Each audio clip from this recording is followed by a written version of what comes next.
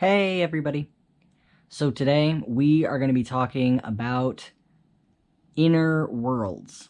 Now, you might be asking, what the heck is an inner world? Well, an inner world is the world inside the mind of a person with DID. Not every system has an inner world, but they are quite common. In our case, our inner world is very, very intricate. And that's partly because we are polyfragmented, meaning more than 100 people. And not only is our world very detailed, it is also multi-layered. So I'm going to talk to you about the layers that I am aware of because I'm actually not aware of all of them. So first we're going to start with what we call the front. In the front, we have a world just like the world out here. There's other people in it who appear to be fillers more than actual other system members. Just kind of a way to fill out our world and make it not seem so empty. And all of the main system members live in a big house where everybody lives together. There's lots and lots of rooms, a big backyard, a porch swing, lots of stuff for the kids to do, all kinds of different things. And the next layer that I'm going to talk about is called the layer for the hidden ones. The hidden ones are the group that keep our absolute worst trauma memories. They also protect our most damaged and vulnerable system member, who is a young girl who is experiencing a consistent and seemingly constant psychosis. She's completely incapable of connecting with reality, and they protect her and keep her safe. The next layer is what we call the locked up ones.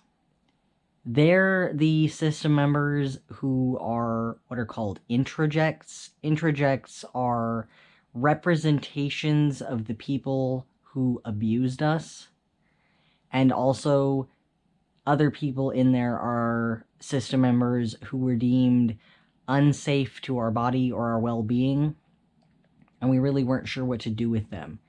We are hoping with therapy that we will get to a point where we can help these different system members so that they no longer have to be kept separate from us.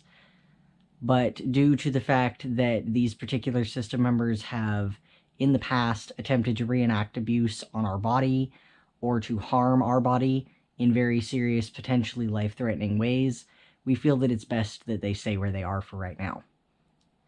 The next layer is what we call the fragile ones.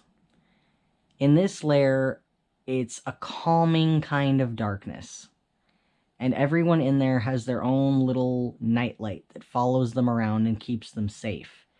This is where the system members who are very hurt, scared, or even potentially angry, and a lot of them are quite young, live. Some of them are teenagers, some of them are very young children. Then we also have a layer that we call the dirt basement. This is the layer where a number of system members live that we call the zombies, and the reason we call them that is because they seem to be stuck in this perpetual state of catatonia. That means they're completely unresponsive. They will move if prodded. They don't speak or respond or do anything other than just stand there. It's very disconcerting, and we're not really sure why they are that way or how to help them. We're hoping that that's something that we can work out further in the future. And then another layer is what we call the basement. And we're not really exactly sure how to get down there. It only ever seems to happen accidentally. But the basement is kind of a really scary place to be. It's where a lot of system members who are very frightening to look at seem to live. And we're not really sure what to do with that layer, so we mostly just avoid that layer for now until we can figure out how to communicate better with those further system members down there that we may not be aware of, and the ones that we are aware of don't really seem like they want to talk to us so far. And then finally, we have...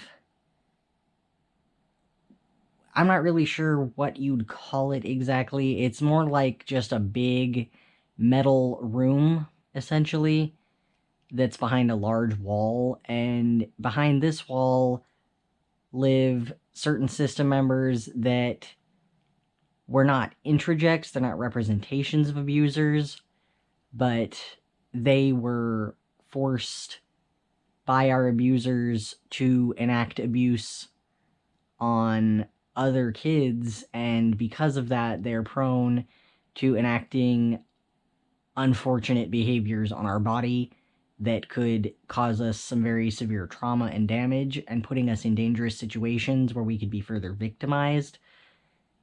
So we've kept them over there because we didn't feel comfortable moving them to where the locked up ones are. Now, like I said before, our inner world is very, very complex. And it's multi-layered because we're polyfragmented. Because there are so many of us, our mind essentially compartmentalized everything into different facets, different places where people could reside who dealt with different levels of trauma and different experiences. And our goal is eventually to get to the point that all of these layers can be connected and we can all be aware of each other and have good communication. So, I think that's pretty much everything about Inner Worlds. Hi.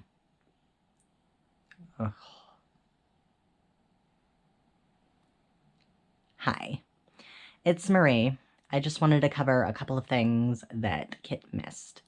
Okay, so, first of all, we can watch TV and stuff in here, and, read, and go to clubs, and, go to school, and date, and, do whatever we want, really. It's exactly like out here, only, way more advanced. We can do stuff that, nobody out here could ever do. We can make, paper dolls of ourselves that can communicate across really long distances. So if somebody's nervous and needs somebody to stay with them, but they have a job they gotta do, then they can just leave one of the paper dolls with them, and then that'll help. And we also have we eat and stuff in here, and drink, and go to the bathroom, all that normal stuff. We sleep. And we just, have complete lives in here. And, I just wanted to make sure everybody knew that, since Kit hadn't really covered it. So, yeah. Like Kit usually says, I hope you liked this video, and, comment, and and subscribe, and hit that notification thing. And, yeah. So, bye, everybody.